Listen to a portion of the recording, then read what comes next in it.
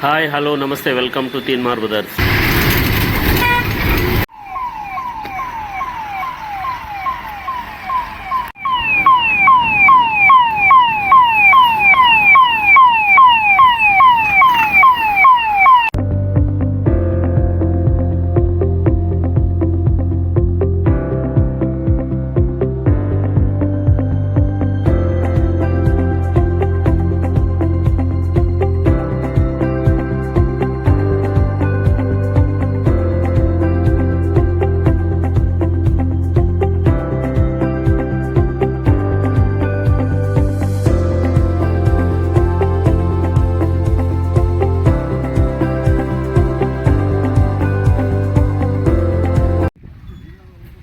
SDRF అంటే స్టేట్లో ఉంటుంది, ఎన్డిఆర్ఎఫ్ అంటే నేషనల్ డిజాస్టర్ మేనేజ్మెంట్ వాళ్ళు వచ్చి ఇక్కడ ఫ్లడ్స్ వస్తే ఎట్లా అనేది జనాలకు అవగాహన సదస్సులో భాగంగా ఇక్కడ జైల గ్రామంలో మొత్తం వివరిస్తున్నారు. చూడండి, ఫైర్ డిపార్ట్మెంటు మరియు ఎన్డిఆర్ఎఫ్ వాళ్ళు మళ్ళీ లోకల్ ఎంఆర్ఓ డిపార్ట్మెంట్ వాళ్ళందరూ వచ్చి ఇక్కడ ఉన్న గ్రామ ప్రజలందరికీ వరదలు వస్తే ఎట్లా అనేది వివరిస్తున్నారు.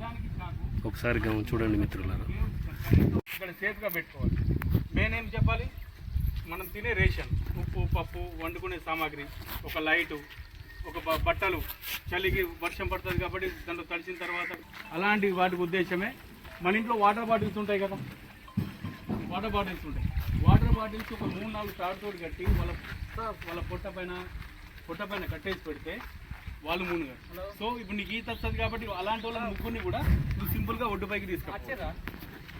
రెండోది, మన ఇంట్లో ఉండే ఫ్రీడమ్ క్యాన్లు కానీ వాటి గట్టం పీడించి 4 పెట్టి వాటి పైన బొమ్ము కర్రలు వేసి కట్టేస్తారు, ఒక చెప్పలాగా తయారైపోతుంది. అది ఎప్పటికీ ముందు దాని మీద 2-3 కూర్చొని పెట్టి వృద్ధాపంలో ఉన్నవారు కానీ, బాలింతలు కానీ, ఏదైనా పేషెంట్ కానీ ఆరాంసే తీసుకొని మనం వెళ్ళిపోవాలి.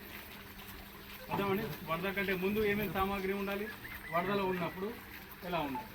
ఇప్పుడు వరద తర్వాత వరద వచ్చింది, మనం ఆల్రెడీ ముందే ఖాళీ చేసి వెళ్ళిపోయినాం, సిలిండర్ కూడా లేదు, అందువల్ల దాన్ని కూడా కట్టేసేలాలి.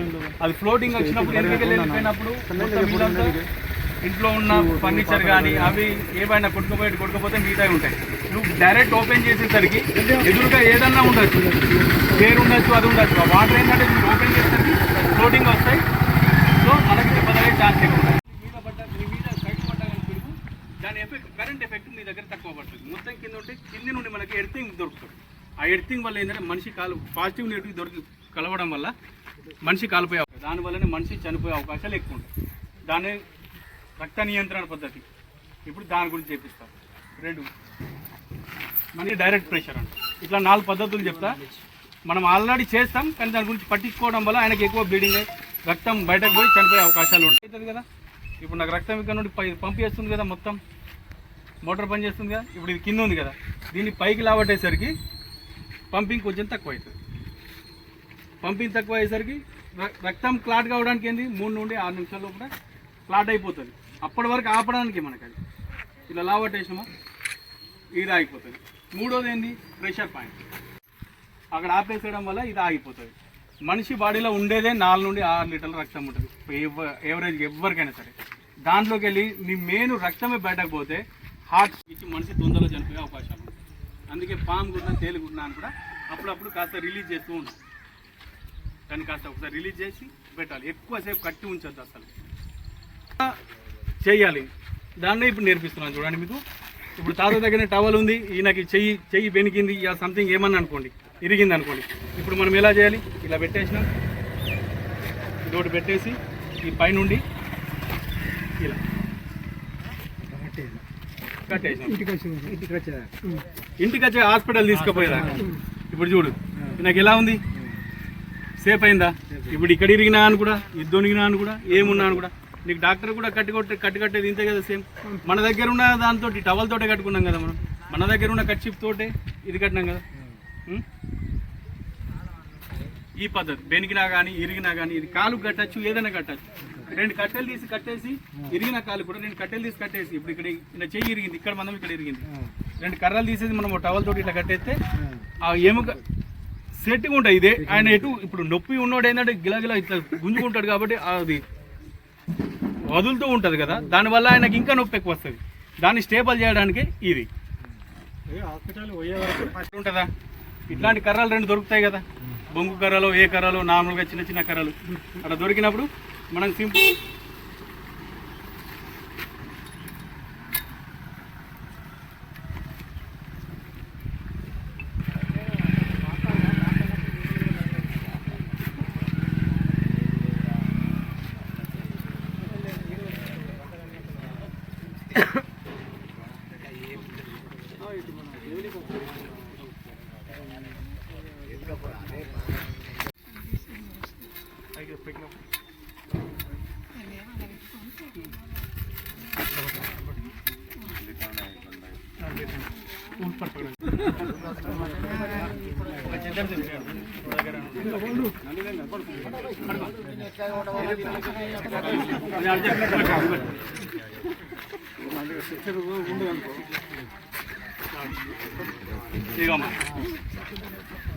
తీసుకొని పోవచ్చా ఇప్పుడు?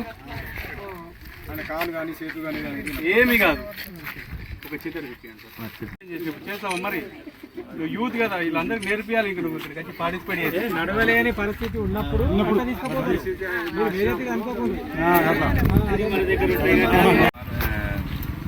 एनडीआरएफ टीम से एज ए टीम लीडर, ये मेरे साथी हैं जितने भी हैं।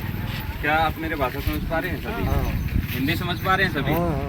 कोई दिक्कत नहीं है। और बनाएंगे ना तो इसको भी हम आसानी से तैयार कर सकते हैं और इंजर्ड व्यक्ति को हम आसानी से फर्स्ट एड के लिए हॉस्पिटल पहुंचा सकते हैं। వేసిరా ఇక్కడ సైడ్ మొత్తం ఇట్లా వచ్చింది ఆ హోల్లో.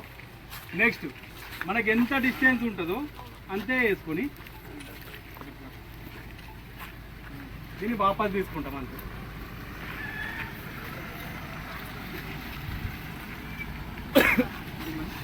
ఇది అయిపోయింది తెచ్చారు.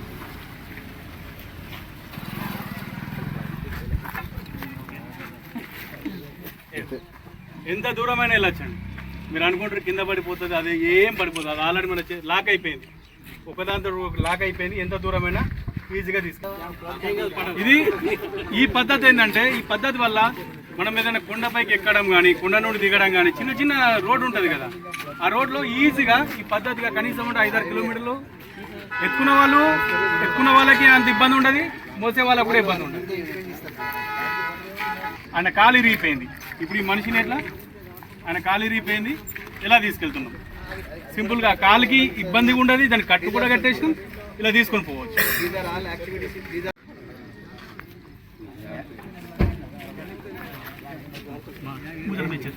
ఇగో ఈ పద్ధతి మీద ఆరామ్స్ ఎంతసేపు అయినా ముంగడికి పో వెనకకు నడుచుకుంటా ఆయనతో మాట్లాడుకుంటూ పోవచ్చు.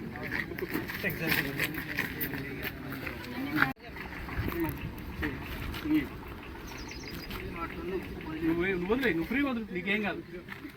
ఇది ఇంకో పద్ధతి ఏంటంటే, ఎటు లాక్ కాకుండా చెయ్యిని కాళ్ళని రెండింటిని లాక్ చేసిండు. ఈయన తలకు కూడా ఎలాంటి ఎఫెక్ట్ లేకుండా, తలకు కూడా ఎలాంటి ఇబ్బంది రాకుండా సపోర్ట్ కూడా ఇచ్చిండు. ఇప్పుడు ఈయన కాన్షియస్లో లేడు కదా, హాస్పిటల్ దాకా పోవడానికి, తొందరలో పోవడానికి ఈజీగా తొందర. ఇప్పుడు ఈ పొజిషన్లో మనం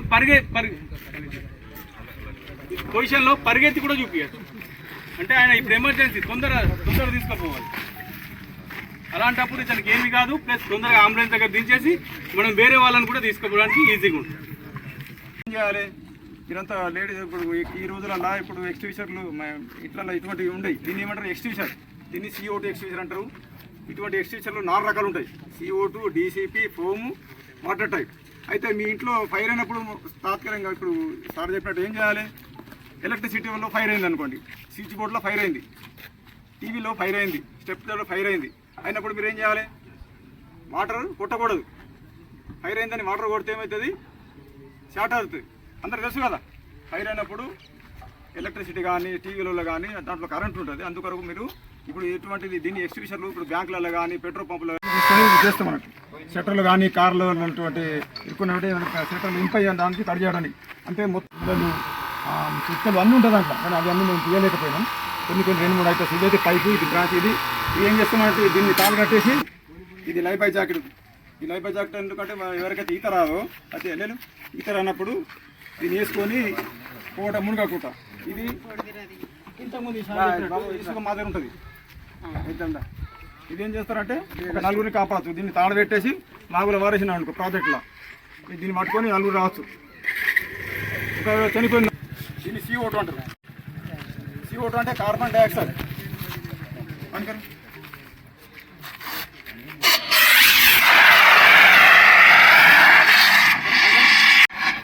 ఏమేమి పరికరాలు ఉంటాయి ఏంటంటే మేము ఫైర్కే సంబంధించినటువంటి వ్యక్తులం కాకుండా విపత్తులకు పనిచేస్తాం. మనం ఇంతకుముందు లేకుండా విపత్తులు అంటే డిజాస్టర్ మేనేజ్మెంట్లో దాంట్లో పొందుపరిచింది కావున రావడం జరిగింది. ఈ కాలువలో పడ్డాడు. ఈ కాలువలో పడ్డ తర్వాత తీసుకొచ్చిన మనిషి ఇలాగే ఉంటాడు కదా, పడుకుంటాడు. ఆ నిద్ర లేస్తే మళ్ళీ వాటర్ చూస్తే భయపడే ఛాన్స్ ఎక్కువ ఉంటుంది, మళ్ళీ గుండె ఆగిపోయే సూచనలు ఎక్కువ ఉంటాయి. అందుకని చెప్పించి వాటర్కి వేరే సైడు పడుకోబెట్టిన తర్వాత ఆయన ఎడమ చెయ్యిని స్ట్రేట్గా పెట్టాలి, కుడి చెయ్యిని దీనికి సపోర్ట్గా పెట్టి ఆయన పడుకొనే ఉన్నాడు కదా, ఇక నోరు నిప్పి కొంచెం ఇట్లా పెట్టాలి. దానికి తోడు ఆయన కుడి కాల్ని, ఎడమ కాల్ని స్ట్రేట్ ఉంటుంది, కుడి కాల్ని ఇక్కడ పెట్టేసి వెనుక సైడ్ జస్ట్ పుష్ చేస్తే దీంట్లోకి వెళ్ళి వాటర్ వస్తూ ఉంటాయి. మనం డైరెక్ట్ కడుపు మీద ప్రెషర్ పెడితే ఆయనకి స్టమక్ మన జీర్ణాశయం మీద ఎఫెక్ట్ పడుతుంది, ఇంకా వేరే బొక్క రిప్స్ మీద ఎఫెక్ట్ పడి ఆయన చనిపోయే ఛాన్స్ ఎక్కువ ఉంటుంది. ఇక్కడ పెట్టిన తర్వాత జస్ట్ ఇట్లా అంటే చాలు ఆ వాటర్ బయటకు వచ్చేస్తాయి, తాగిన వాటర్ మొత్తం. లేదు ఇంకా అసలు బయటకు రావట్లేదంటే ఆయనకి CPR ఇవ్వాలి. CPR ఎలా ఇస్తారు, మొత్తం ఫ్లాట్ పడుకోబెట్టి గుండె ఇక్కడ జరగకుండా దాంట్లో మునిగి కానీ అట్లా నీళ్లు ఇళ్ళలోకి వచ్చుడు అట్లా జరిగినప్పుడు మన ప్రాణాన్ని మనం రక్షించుకుంటూ మనం వేరే వాళ్ళని కూడా రక్షించాలనే ఉద్దేశంతో మీకు కొన్ని మెలకువలు చెప్పేది అందరు విన్నారు కదా. ఆ మెలకువలు ఇప్పుడు ఎట్లా చేయాలి ఏంటిది అని ప్రతి ఒక్కటి వాళ్ళని హాస్పిటల్కి ఎట్లా తీసుకువెళ్ళాలి, వాళ్ళకి ఎట్లా రక్షణ కల్పించాలి అని అన్ని విషయాలు చెప్పిండ్రు. మీరు కూడా రాని వాళ్ళందరికీ కూడా ఇవి దీంట్లో ఉన్న చిన్న చిన్న ట్రిక్కులు, ఈ మెలకువలన్నీ మన వాళ్ళందరికీ చెప్పి అందరు కూడా రెడీ ఉండాలి. ఎందుకంటే ప్రకృతి అనేది ఎప్పుడైనా కానీ ఏదైనా కానీ ఇదవుతుంది కాబట్టి అందరు జాగ్రత్తగా ఉండి ఇటువంటి విషయాల్లో అందరికీ కూడా చెప్పండి. అయితే ఈ వరకు మనకి వచ్చిన ఈ NDRF బృందం మరియు వాళ్ళని తీసుకొచ్చిన తహసీల్దార్ మేడం, మన గ్రామ పంచాయతీ నుంచి వచ్చిన సెక్రటరీ మరియు అంతా అరేంజ్మెంట్ చేసిన మీ గ్రామ ప్రజలందరికీ కూడా నేను విజయవంతంగా ఈ అవగాహన కార్యక్రమంలో వచ్చారు. అందరికీ ధన్యవాదాలు మన తరఫు నుంచి. ఓకే సార్, మళ్ళీ ఇక్కడి నుంచి